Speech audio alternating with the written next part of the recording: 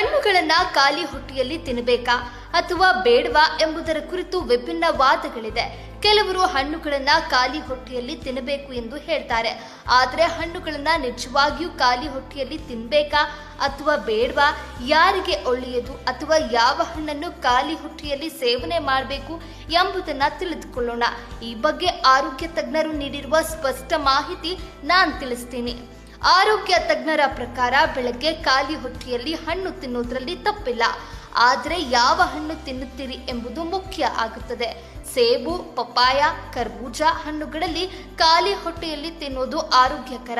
ಆದರೆ ಬಾಳೆಹಣ್ಣು ಖಾಲಿ ಹೊಟ್ಟೆಯಲ್ಲಿ ತಿನ್ನುವುದನ್ನು ತಪ್ಪಿಸುವುದು ಒಳ್ಳೆಯದು. ಬೆಳಗ್ಗೆ ಹಣ್ಣು ತಿನ್ನೋದ್ರಿಂದ ಜೀರ್ಣಕ್ರಿಯೆ ಸಕ್ರಿಯಗೊಳ್ಳುತ್ತದೆ. ಹಣ್ಣುಗಳು ಹಗುರವಾಗಿದ್ದು ಸುಲಭವಾಗಿ ಜೀರ್ಣ ಆಗುತ್ತದೆ. ಇದರಿಂದ ದೇಹಕ್ಕೆ ತಕ್ಷಣ ಶಕ್ತಿ ದೊರೆಯುತ್ತದೆ. ಹಣ್ಣುಗಳಲ್ಲಿ ಇರುವ ಫೈಬರ್, ವಿಟಮಿನ್ ಮತ್ತು ಖನಿಜಾಂಶಗಳು ದೇಹಕ್ಕೆ ಅಗತ್ಯ ಪೋಷಕಾಂಶಗಳನ್ನು ನೀಡುತ್ತದೆ. ಇದರಿಂದ ಹೊಟ್ಟೆ ತುಂಬಿದ ಭಾವನೆ ಉಂಟಾಗಿ ಅನಗತ್ಯವಾಗಿ ಮತ್ತೆ ಮತ್ತೆ ತಿನ್ನುವ ಅಭ್ಯಾಸ ಕಡಿಮೆಯಾಗುತ್ತದೆ. ಹಣ್ಣುಗಳನ್ನು ಸದಾ ತಾಜಾ ರೂಪದಲ್ಲಿ ತಿನ್ನಬೇಕು. ಜ್ಯೂಸ್ ಮಾಡೋದಕ್ಕಿಂತ ಹಣ್ಣು ತಿನ್ನೋದು ಹೆಚ್ಚು ಲಾಭಕರ. ಆದರೆ ಒಂದೇ ವೇಳೆ ಎಲ್ಲಾ ರೀತಿಯ ಹಣ್ಣುಗಳನ್ನ ಮಿಶ್ರಣ ಮಾಡಿ ಹೆಚ್ಚೆಚ್ಚು ಪ್ರಮಾಣದಲ್ಲಿ ತಿನ್ನೋದನ್ನ ತಪ್ಪಿಸಬೇಕು. ಹಣ್ಣು ತಿಂದ ತಕ್ಷಣವೇ ಊಟ ಮಾಡೋದು ಕೂಡ ಸರಿಯಲ್ಲ.